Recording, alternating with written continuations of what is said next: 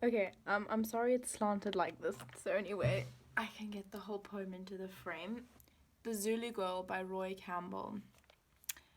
Zulu links to the girl being from KwaZulu-Natal. When in the sun the hot red acres smoulder, smoulder links to them being on fire. Down where the sweating gang its labours plies. So these two lines set the scene. They give a very uncomfortable image, and sweating means it's very hot, like the hot red acres, so it backs that line up. And gang shows it's a group, there's no individuality, and these were the ideals of the old apartheid era. Labour shows it's very hard work, and plies is to carry something out, but to struggle carrying it out. A girl flings down her hoe, and from her shoulder unslings her child tormented by the flies. So a girl shows that she's very young, and she also has no name. She remains a nameless symbol in the whole poem, as it begins literal and then continues to get more metaphorical. Flings is a very aggressive image. It's with force, and it can be her individual act of defiance. And she knows that she will be punished for acting out. Her hoe is her sickle. Her hoe is a cutting instrument. And tormented shows that these conditions are absolutely awful. It's in a very negative mood. So she needs to be caring for her child, but she has to be working, so she's angry.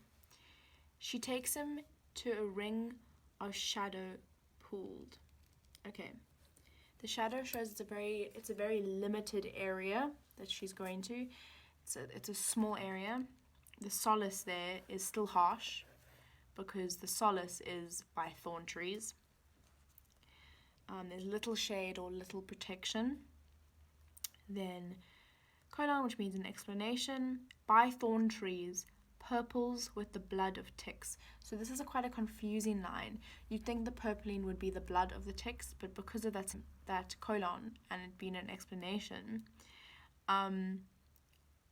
we know that the shadow is actually what the word purples is explaining. And the blood of ticks is a very threatening image, and it suggests that there's ticks in the kid's hair. While her sharp nails in slow caress ruled. So this image is basically a child sucking on his mother's breast, and she's going through his hair. She could be looking for ticks. Prowl through his hair with sharp electric clicks.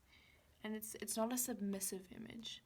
The prowling through his hair can look back on the tick imagery, and it's very animalistic, like the images of a hunter. His sleep mouth plugged by the heavy nipple. So heavy nipples, it's very engorged, it's a very maternal image. Plugged is his mouth is full, and it's a very natural image. Ignore that note. Tugs like a puppy, grunting as he feeds. Once again, very animalistic, very primal and dependent on his mother. And like a puppy, it shows it's a simile, and it's comparing him to a puppy's innocence. And grunting as he feeds shows he's very hungry. Through his frail nerves, her own deep languors, could be pronounced wrong, ripple. So there's a very profound and lazy energy about this line. It's describing her contentment and her slow emotion and energy. Like a broad river sighing through its reeds. So her energy is compared to the depth of the river. And there's strength in that depth. It's not just physical nourishment for the child, but the metaphorical sense of the poem is she's passing on heritage through nurturing and caring for him. It's very symbolic, and the act of suckling on your mother's breast is a bonding experience, and it shows that through that she passes on their heritage and the history of their people. Yet in that drowsy stream his flesh imbibes. So imbibes is take in. And that drowsy stream links back to the river, so it's the stream of her, which is very slow moving, and it could also be the stream of milk. An old, unquenched, unsmotherable heat. So once again, it links back to stanza 1. And unquenched means you can't put it out. And it links back to fire, which is also hot, which links back to stanza 1. And that heat is very angry and powerful and passionate. And it represents the African heritage that she is passing on. The curbed ferocity of beaten tribes. So that's an oxymoron. And an oxymoron means it's two contrasting words next to each other. And curbed means tamed or broken in.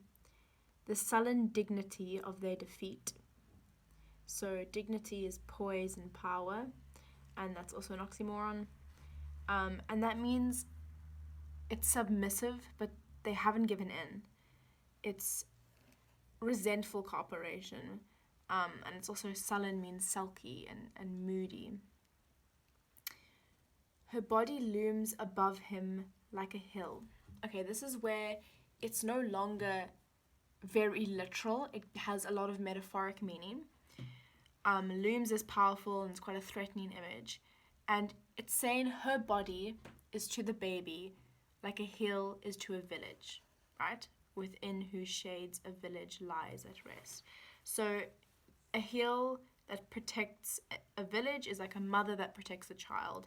So she offers him protective shade from a storm or from life, okay? Or the first cloud so terrible and still that bears the coming harvest in its breast. This is a whole nother image, and it uses a maternal image of her and compares it to the first cloud. She is now the first cloud as a mother bears milk in her breast for a child. She nourishes the child and she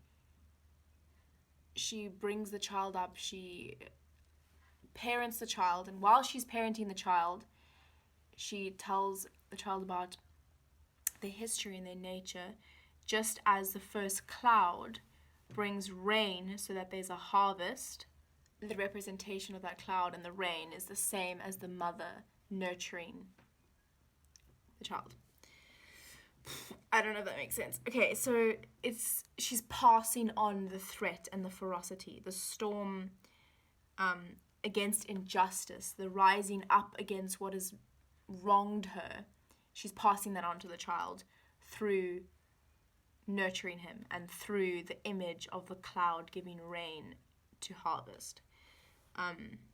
So she's basically feeding this child this impending rebellion. I hope the images make sense. It has a lot of really, really good imagery, but it can get quite complex if you don't necessarily separate the literal and the metaphorical meaning of the lines. But it's still a very, very interesting poem. I hope I explained it well, and I hope I'm right.